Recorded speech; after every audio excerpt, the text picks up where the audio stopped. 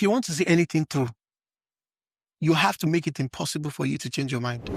You have to give yourself no option. I say this all the time. None of us is really as disciplined as we think.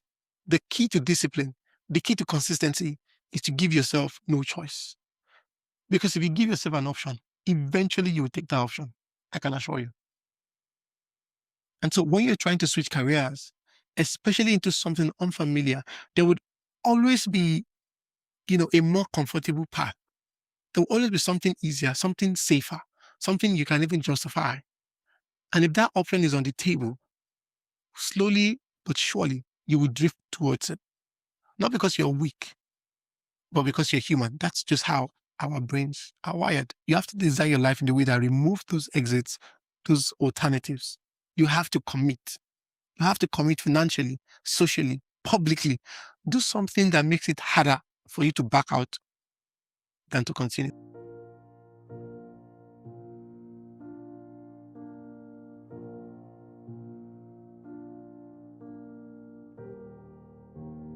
Most people know that they should switch careers. They just never do it. And it's not because they're lazy. It's because they don't know how to survive the transition. So let's talk about it. If you watched my last video, you already understand something that a lot of people do not. And it's the fact that your career doesn't just grow by default. It grows by decision, or it grows through the decisions that you make. We talked about things like switching industries, switching jurisdictions, making deliberate moves that change your income ceiling. But that brings up a very obvious question. How do you actually do it? Especially when the move you're trying to make doesn't even feel natural. When you're trying to go from one field into something completely different, something you have no idea of. Because on paper, it sounds pretty simple, right? Easy to say, just switch, right? But in reality, that is where a lot of people get stuck.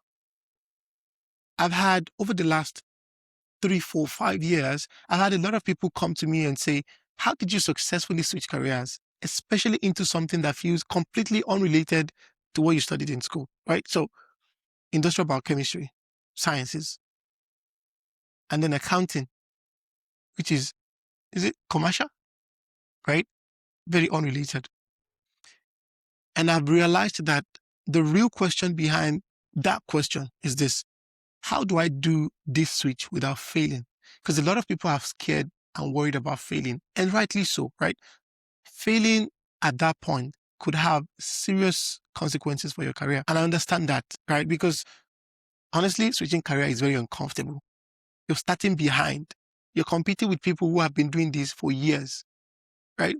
When I was switching to accounting, I was then going to be competing for accounting jobs with accounting graduate who spent 4 or 5 years in college studying accounting and who probably spent 2 or 3 years of high school taking commercial courses and introductory to accounting courses while I was taking science courses and studying industrial biochemistry.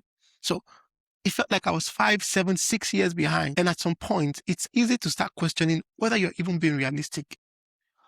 So what I'm going to be sharing in this video is not just going to be theory. I'm going to be sharing very simple things that I have done and that worked for me. But not just for me, things that I have also seen other people around me do who have made very similar moves and has worked for them. So let's dive into it. Step 1, surround yourself with people who are already on that path. See, if you're trying to do anything difficult in this life, oftentimes your success or failure hinges on whether or not you surround yourself with people who have done what you're trying to do, who are currently doing it, or at the very least, are trying to do it. Because if you don't intentionally build that environment, I can assure you, your default environment will pull you back. This channel is a good example of this. I have done the exact same thing that you're trying to do. And if you stay close, I can show you a couple of tricks that I have up my sleeve. I can show you exactly what I have done that worked for me. But in truth, I am just one person. And I encourage you to stay close, but I'm still behind the screen, right? What is going to really matter for you is what is happening in your day-to-day life, in your regular everyday circles. You need to also find people who are on this same journey. They might not be trying to switch to your career, but maybe they're also trying to make career switches. You need to have those people because For me, the only reason I even considered becoming a chartered accountant was because my best friend had pitched the idea to me. I was not thinking about it. It never crossed my mind. It wasn't part of the plan. But the good thing about proximity is that it changes things, right? The environment that you surround yourself with influences the kind of opportunities that you get exposure to. And so once I bought this idea, I went further. I asked him to introduce me to other people that he knew that were on a similar path. People who had done the same thing or were doing it or were trying to do it. In fact, at some point in 2019, almost all of my close friends were either chartered accountants or on the journey to becoming chartered accountants. And what made it even more interesting was that a lot of them also did not have accounting backgrounds. And so I could see myself in their eyes, right? One of them was a pharmacist, another was a lawyer, and like one or two of them were doctors, right? So at that point, the story in my head switched from this is unrealistic to this is just difficult. And those are two very different things. Because when things get hard, and they will get hard, you need to be able to look around and see people who remind you that you're not insane. This is actually possible. And more importantly, the environment that you are removes optionality. It makes it harder for you to quietly give up. And sometimes that is all you need. Remember, if your environment makes quitting easy, at some point you will quit. And if your environment makes continuing normal, even if you struggle, eventually you'll continue and see it through. Now let's talk about step 2. This is something a lot of people underestimate. And it's simple. Set clearly defined timelines. See, I'll be very honest with you here. Exhaustion is very real, especially when you're trying to do something as dramatic as changing your career. And I believe that the problem with a lot of goals that we set is not that they're difficult. It's that they feel endless. The way our brain is wired, right? It can handle a lot. That's the truth. Our brains can handle a lot of pressure. In fact, you've probably had seasons in your life where you were working 12, 13, 14 hours a day for months, sometimes even years. And now you look back and you think, how was I able to pull it off? The truth is your brain can handle the pressure.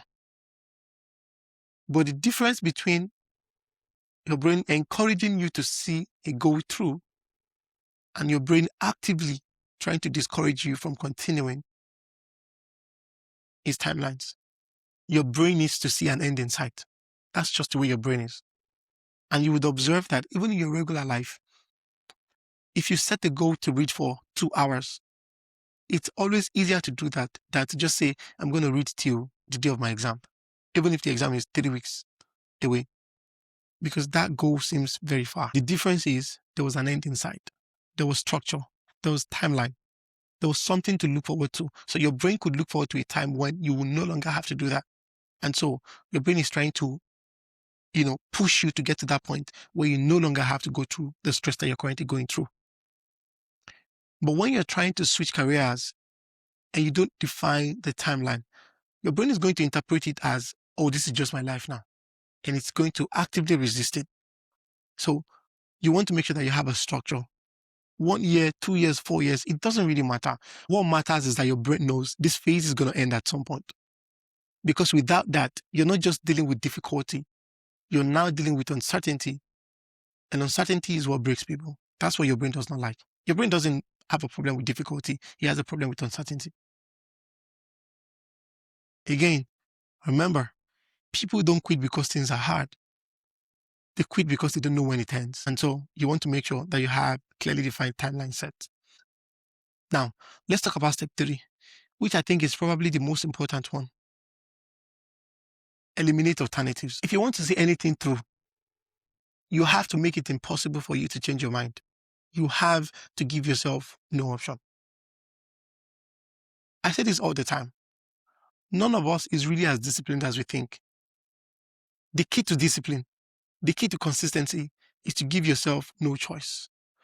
Because if you give yourself an option, eventually you will take that option. I can assure you. And so when you're trying to switch careers, especially into something unfamiliar, there would always be, a more comfortable path. There will always be something easier, something safer, something you can even justify. And if that option is on the table, slowly but surely, you will drift towards it. Not because you're weak, but because you're human. That's just how our brains are wired.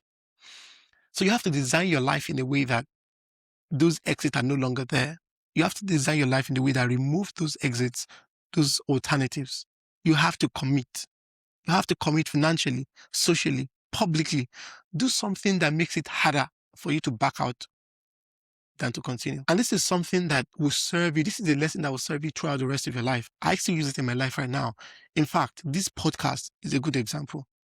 When I first started, I was only posting content on the podcast's own page, right? And I felt comfortable because no one really knew who I was. No one really knew who was behind it. And so if I missed a post or took a break, or if the video wasn't good, well, there was no real consequence. Nobody was really associating it with me. But I realized something. The same anonymity that made it comfortable for me to post it that way also made it easy for me to be inconsistent. So I changed it. I started posting both on my personal profile and the podcast profile, right? And now people that I know, people that I respect, people that respect me, friends, colleagues, co-workers, they can see what I'm doing. And I think that changes the dynamic completely because now it's no longer something I can quietly drop. There is visibility involved. There's accountability. There's a bit of pressure, right? I don't want to be described as a failed podcaster. And I think that this subtle peer pressure is something people tend to underestimate. Peer pressure is not always a bad thing. It can be engineered intentionally. And when you use it properly, it becomes one of the strongest forces for consistency. Because now, it's not just about whether I feel like giving up. There's an identity that I've put out there, and I have to live up to it. In fact, let me tell you a story. 2 weeks ago, it took a while for me to post. Usually I would post, I don't know if you've noticed, but I have 3 posting days on Instagram. I post on Tuesdays, Thursdays, and Saturdays. On this Tuesday, I got tied up with work and I hadn't posted. And someone sent me a message. One of my friends sent me a message and said, Ayo, you are slacking. What's up? Why haven't you posted today? And I was like, oh, wow. You noticed. That is what happens once you put yourself out there like that. That peer pressure keeps you in check, keeps you consistent. So even on the days where you would typically have just said, whatever, I'll post tomorrow, because you know that someone is going to slack you or someone is going to DM you and say, what's up? You're slacking. It encourages you to see things through. So when I say to eliminate options, this is what I mean. Make it harder for yourself to quit than to continue. Remember, if you give yourself a way out, eventually you will take it. Now, if you tie all of this together, you will realize that switching careers is not just about making a decision. It's about creating the conditions that allow you to follow through on that decision. The right environment, clear timelines, eliminating alternatives. That is exactly what allows you to evolve. And that's what allows you to reposition yourself. That is what allows you to actually make the moves that we talked about in the last video. Because knowing what to do is not the hard part. Doing it consistently, especially when it stops feeling exciting, that is the real challenge. And if there's one thing I want you to take away from this, this is it. Career switches don't fail because they are impossible. They fail because people approach them casually.